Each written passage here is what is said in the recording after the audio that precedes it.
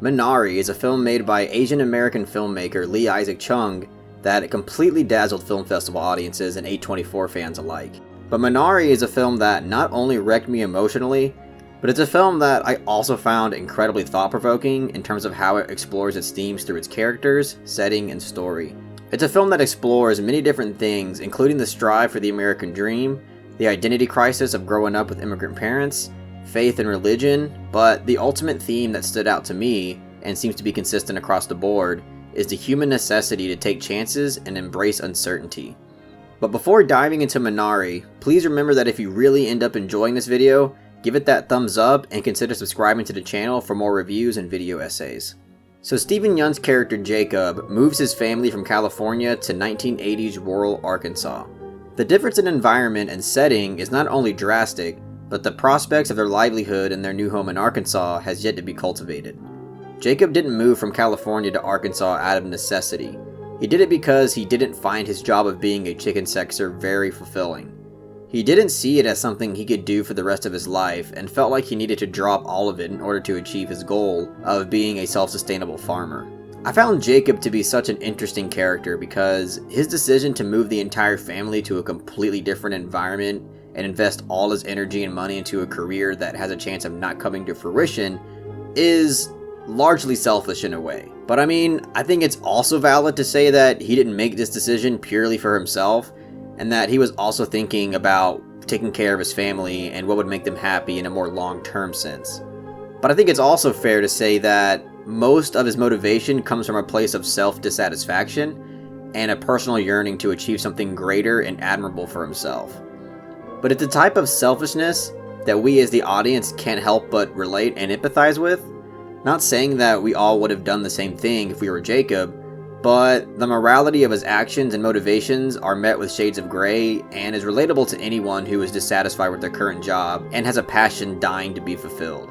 But taking a big chance like this, for better or worse, naturally results in uncomfortable levels of uncertainty. Obviously, Jacob and his wife Monica react to this uncertainty differently.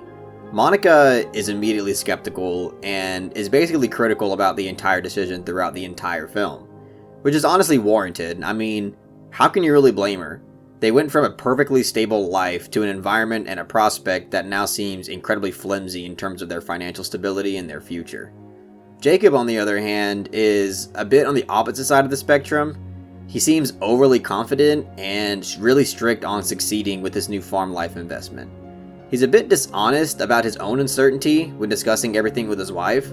He kind of does the classic husband thing by constantly telling her that everything's going to be okay, without really bringing up any grounded answers to her mostly reasonable questions. And Monica's anxiety over all this uncertainty is what leads her to fly her mother over to live with them, just so that she can get some sort of comfort through this entire ordeal.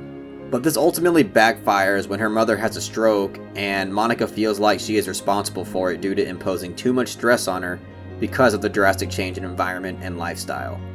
This causes an insurmountable amount of conflict and tension between her and Jacob because she only had her mother over as a way to cope with the anxious uncertainty that was brought on by Jacob.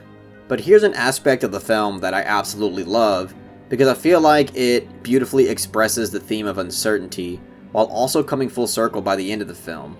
Earlier in the film, we get a scene where Jacob has a meeting with a gentleman who claims that he can find water through water dowsing.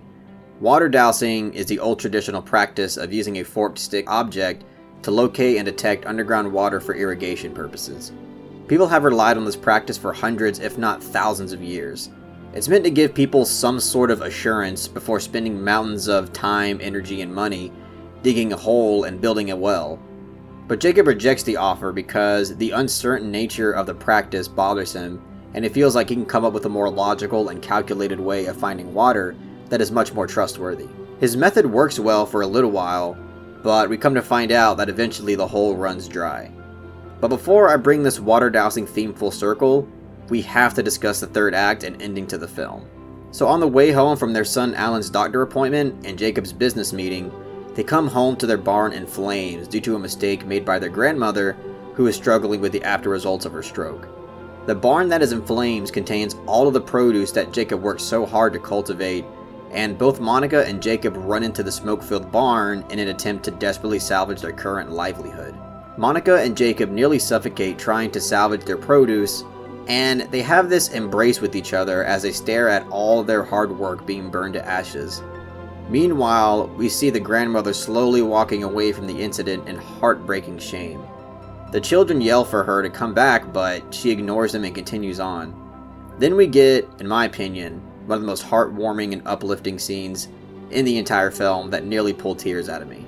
Alan, who has a severe heart condition and is strictly advised not to put any strain on it whatsoever, decides to run after his grandma in an act of self-sacrifice to try and get her to stop walking away. Alan is well aware of his heart condition and knows that running can cause his heart to fail, but he took a chance being well aware of the uncertainty for something that he believed was important.